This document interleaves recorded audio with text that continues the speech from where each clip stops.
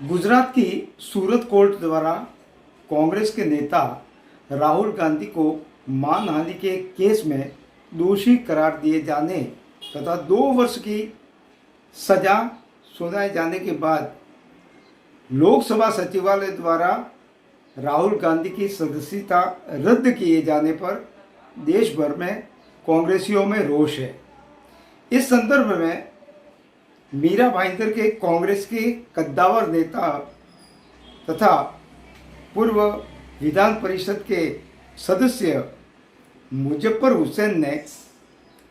पत्रकारों से रूबरू होकर केंद्र की मोदी सरकार पर एजेंसियों का दुरुपयोग करने का आरोप लगाया है। हुसैन ने तो आरोप लगाया है कि सरकार अडानी उद्योग समूह को संरक्षण दे रही है, देश में संविधान व लोकतंत्र पर हमला किया जा रहा है। अब राहुल गांधी तो बड़बोलेपन के लिए काफ़ी मशहूर है, कभी भी माफ़ी भी मांग लेते हैं और जब कभी ऐसी बात जब सामने आती है तो भी इस प्रकार से विरोध होता है। ठीक है, ये उनके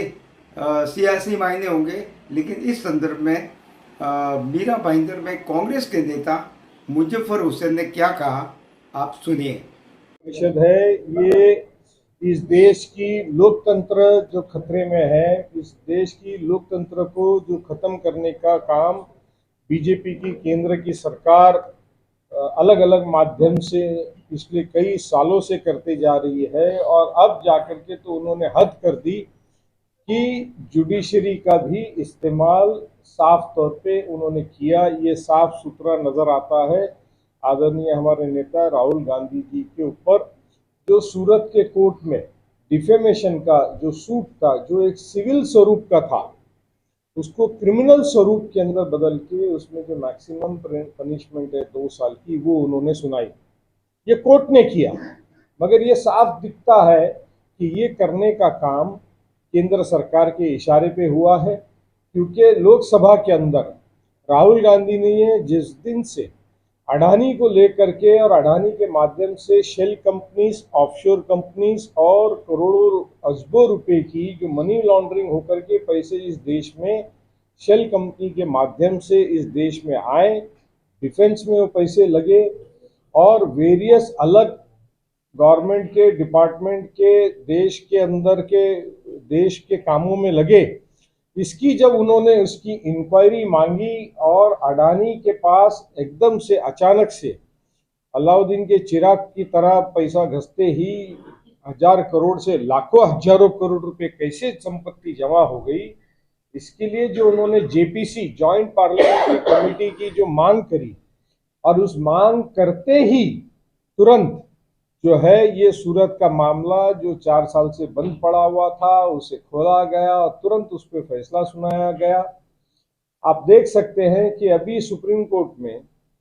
जो लक्षद्वीप के खासदार थे, सांसद हैं, और उनके ऊपर मर्डर का, हत्या का आरोप, किसी का हत्या कराने का आरोप है और उसके ऊपर पार्लियामेंट में सजा जैसी उनकी सुप्रीम कोर्ट में या किसी कोर्ट में सुनाई गई, तो सांसद सेक्रेटरी ऑफ द पार्लियामेंट ने उनकी सदस्यता को बाद किया। बात ये साफ है कि डिफेमेशन अंडर सेक्शन आईसीपीसी जो है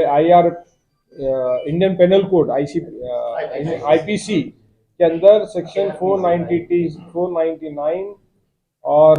500 के अंदर सिवा की 2 बातें साफ दी गई है। अब ये जज के ऊपर, कोर्ट पे आधार होता है कि वो उसे सिविल साइड समझे कि क्रिमिनल साइड समझे। क्रिमिनल साइड किसको समझा जाता है कि अगर आपने हत्या करी हो, लूट किया हो, डकैत किया हो, बलात्कार किया हो, राइट्स किया हो, या और दंगे किया हो, या हथियार रखे हो, या देश के खिलाफ में आपने कुछ इस तरह की हरकतें की हो जिसकी वजह से देश का और बाकी का डिफेमेशन हो रहा है, उसे क्रिमिनल बाय एंड लार्ज माना जाता है। ना कि प्रचार के अंदर भाषण करते वक्त, रेफरेंस देते वक्त, रेफरेंस भी किसका दिया गया, नीरव मोदी का और दूसरे मोदी ललित मोदी का, इन मोदियों का नाम लेकर के दिया गया, नाम लेकर के, इस तरह से नहीं कहा। उदाहरण के तौर पे कि भाई प्रुनेश मोदी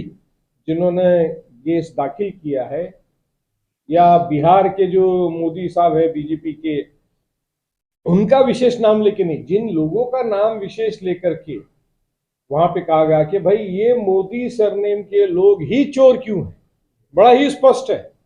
वीडियो उठा करके अगर देख ले, पता नहीं कोर्ट ने उसे क्यों नजरअंदाज किया। उन्होंने कहा कि ये मोदी सरनेम के लोग ही ऐसी हरकत क्यों करते हैं, उसके ऊपर डिफेमेशन कैसे हो गया। और सिर्फ इतना ही नहीं, तो उसको किस तरह से जातिवाद का कलर,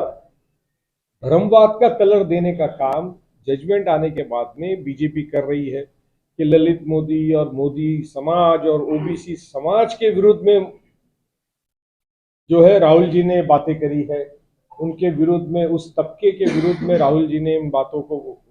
उछाला है, बोला है, उनका अपमान किया है। जबकि कांग्रेस के 2 मुख्यमंत्री जो है वो ओबीसी समाज के हैं। हजारों किलोमीटर राहुल गांधी चले हैं, 4000 किलोमीटर प्लस, उसमें लाखों करोड़ों की तादाद में ओबीसी लोग उनके साथ में, ओबीसी समाज उनके साथ में चला है।